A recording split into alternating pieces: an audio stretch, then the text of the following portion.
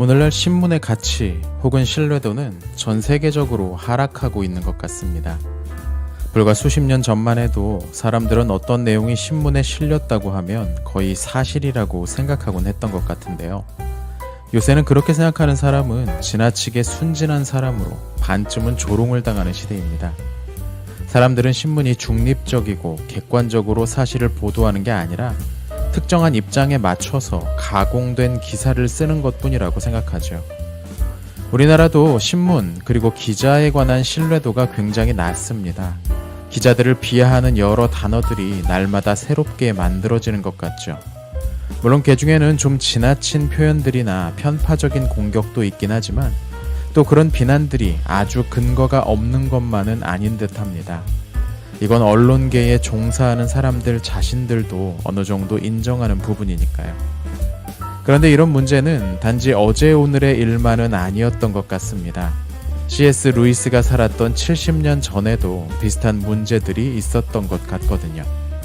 루이스는 당시 신문 기사들이 가지고 있던 문제점을 신랄하게 비판했습니다. 루이스는 평생 많은 사람들과 편지를 주고받았습니다.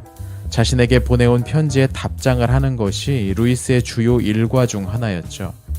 오늘 소개할 내용이 담겨있는 편지는 그중 미국에 살고 있던 메리라는 여성에게 보낸 편지의 내용인데요. 이 편지들은 루이스가 메리에게라는 책에 담겨 있습니다. 원래는 홍성사에서 나왔던 책인데 최근에는 메리에게 루이스가 라는 제목으로 비아토르에서 재출간되었네요. 편지의 내용을 보면 메리는 언론 종사자나 공적 업무를 맡고 있는 사람이 아니었던 것으로 보입니다. 그러니까 이 편지에 실린 루이스의 견해를 엄격한 학문적 견해나 공식적인 입장으로 읽을 필요는 없다는 말입니다. 개인적으로 주고받는 편지의 특성상 위트를 섞은 조금은 과장된 표현으로 봐도 좋습니다. 하지만 그 안에 루이스의 날카로운 통찰이 담겨 있는 건 숨길 수 없죠. 먼저 1955년 10월 26일에 루이스가 보낸 편지에는 이런 구절이 있습니다. 제가 그런 온갖 기사에 신물나지 않는 이유는 하나입니다. 그것들을 읽지 않으니까요. 저는 신문을 전혀 보지 않는답니다. 대체 왜 신문을 보는지 모르겠네요. 신문 기사는 대개가 거짓말이고 어찌나 군더더기가 많은지 대체 무슨 말인지 파악하는 것도 쉽지 않은데 말입니다. 루이스가 편지에 이 문장을 적은 정확한 이유는 알 수가 없습니다. 아마도 메리 부인이 자신이 본 신문 기사에 관해 느낀 내용을 앞선 편지에 적었고 그에 대한 대답으로 쓴 것으로 보이는데요. 루이스는 아주 직설적으로 신물나는 기사들에 관해 언급합니다. 그리고 그런 기사들에 대처하는 자신만의 방법으로 아예 보지 않는 것을 추천하고 있죠. 물론 루이스가 신문을 전혀 보지 않는다는 말은 약간의 과장이 섞여 있을 겁니다. 실제로 루이스의 주요 작품 중 하나인 스크루테이프의 편지는 성공의 신문이었던 가디언에 연재되던 글을 모은 것이기도 했고 그는 제법 여러 신문과 잡지 등에 기고를 하기도 했으니까요. 만약에 루이스가 정말로 신문 자체를 전혀 보지 않았다면 그는 자신이 보지도 않는 신문에 글을 쓴 셈이 될 텐데 그렇지는 않았을 겁니다. 물론 루이스가 이 편지를 쓸 즈음에 따로 신문을 보지 않고 있었을 수는 있겠지만요. 사실 그보다 우리가 집중했으면 하는 건 그 다음 문장입니다. 루이스는 신문 기사들이 매우 자주 빠지는 함정을 몇 가지 꼽고 있습니다. 우선은 거짓을 담고 있다는 거죠. 사실과 전혀 다른 이야기들, 사실 확인이 되지 않은 내용들, 또는 아주 적은 사실과 허위의 내용을 조합해서 사안 자체를 오도하게 만드는 그런 조작된 기사들을 우리는 오늘도 쉽게 볼 수 있습니다. 루이스의 말처럼 신문 기사는 대개 거짓말이라고 느껴지기도 할 정도죠. 사실 신문은 사실을 전달하는 매체지만 단순히 사실만을 나열하지는 않습니다. 사건의 배경이나 이면에 감춰진 진실을 드러내는 탐사도 기자들이 하는 일 가운데 하나죠. 문제는 이 작업이 매우 어려운 일이고 그래서 아무나 할 수 있는 게 아니라는 점입니다. 대부분은 그저 막연한 추측, 음모론, 무차별적인 의혹 제시 수준의 그러니까 소위 찌라시 수준의 기사들을 양산하고 만다는 점입니다. 당연히 이 과정에서 피해를 보는 사람들도 있고 사실과 다른 기사로 생긴 피해는 엄청난 전파력을 가진 매체의 특성상 금세 확대될 수 있습니다. 기자들이 누군가를 직접 때리고 상처를 입히지 않더라도 그들이 만들어내는 문제는 한 사람을 죽음으로 몰아넣을 수도 있죠. 기자들이 거짓말을 하지 않기를 바라야 하지만 기자들이 10계명의 9번째 계명을 지키기를 바라는 건 좀처럼 어려운 일일 것 같기도 합니다. 루이스가 지적하는 신문의 또 다른 문제는 지나치게 많은 군더더기입니다. 사실 이건 앞서의 문제에서 파생되는 내용이기도 합니다. 기사가 담아내는 진실의 양이 너무 적다 보니까 그 양을 늘리기 위해 온갖 쓸데없는 상상이나 적느라 정작 담고 있는 정보는 전혀 없는 동어 반복 같은 것들이 물때처럼 잔뜩 끼곤 하는 거죠. 이런 기사들이 넘쳐나면 우리의 머리도 어지러워집니다. 사회 전반에 이런 식의 거짓 기사들이 퍼지면 당연히 곳곳에서 갈등이 증폭되고 사회적 에너지가 불필요한 대로 낭비되죠. 아마 루이스 당시에도 그런 기사들이 있었던 것으로 보입니다. 대체 왜 신문을 보는지 모르겠다는 루이스의 말이 와 닿는 건 오늘날에도 상황이 크게 변하지 않았다는 뜻이겠죠. 루이스가 몇 달 후인 1956년 2월 8일에 보낸 편지에는 신문에 관한 또 다른 비판이 실려 있습니다. 이런 내용인데요. 기사 내용이야 물론 혼란스러운 사고와 명백한 허위의 뒤범벅일 뿐입니다. 제가 거짓말이라고 하지 않는 이유는 그런 기사를 쓰는 이들에게 거짓말은 역량 밖의 일이기 때문입니다.